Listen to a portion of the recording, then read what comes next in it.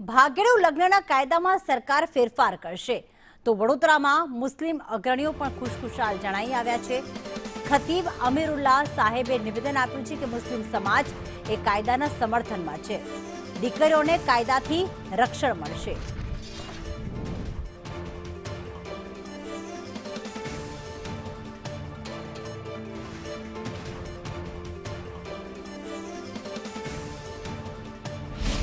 ભાગેડુ લગ્ન મામલે હવે જે કાયદો છે વિધાનસભામાં આ બિલ પસાર કરવામાં આવશે ને ત્યારબાદ ભાગેડુ લગ્નને લઈને કાયદો બની જશે કે માતા પિતાની મંજૂરી લેવી પડશે। ત્યારે વડોદરાના શહેર ખતીબ અમીરુલ્લાહ સાહેબ આપણી સાથે છે, તેમની સાથે પણ વાત કરીશું। સાહેબ, જે રીતે આ ભાગેડુ લગ્નનો જે કાયદો હવે બનવા જઈ રહ્યો છે, તમામ સમાજના લોકો હાલ તેને આવકારી રહ્યા છે। મુસ્લિમ સમાજના અગ્રણી તરીકે, શહેર ખતીબ તરીકે તમારું શું માનવું છે? હું વડોદરા શહેર ખતીબ આજે જે મીડિયા થ્રુ મને આ કાયદા અંગેની જે જાણકારી મળી અને વર્ષો પહેલેથી આ કાયદો આવવો જોઈતો હતો।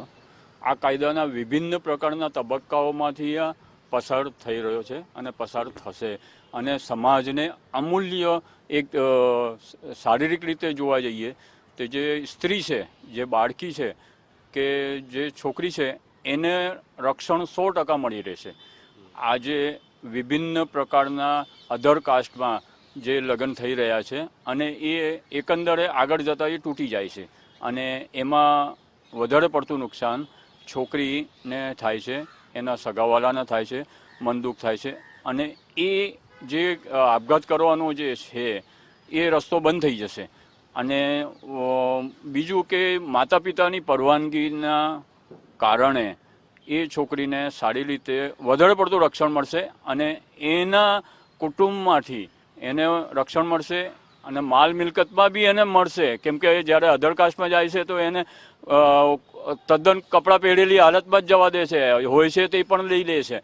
એટલે આ જે કાયદો છે એ છોકરીને ખરેખર રક્ષણ આપવા વાળો છે અને જે પુરુષ વર્ગ છે એ આનાથી વધારે પડતું ચિંતિત અને વધારે પડતું જાગૃત રહેશે। મુસ્લિમ સમાજમાં કિસ્સા વધવા લાગ્યા હતા। મુસ્લિમ સમાજમાં આ કિસ્સા વધવા લાગ્યા છે પણ એ સમાજની બહાર આવતા નથી અને એ માતા પિતા એને ઢાંકી દે છે અને બીજું કંઈ બતાવી દે છે કે ભાઈ આને ગાળો ફાંસી લીધું આમના અને પોલીસ ડિપાર્ટમેન્ટ થ્રુ કે ગમે તે રીતે થાય છે ખરું। તો આનાથી છે ને સાહેબ કે રક્ષણ મળી રહેશે અને વધારે પડતું આ કાયદો 100% જો રક્ષણના દ્રષ્ટિએ જો લાવવામાં આવી રહ્યો છે કે અમલમાં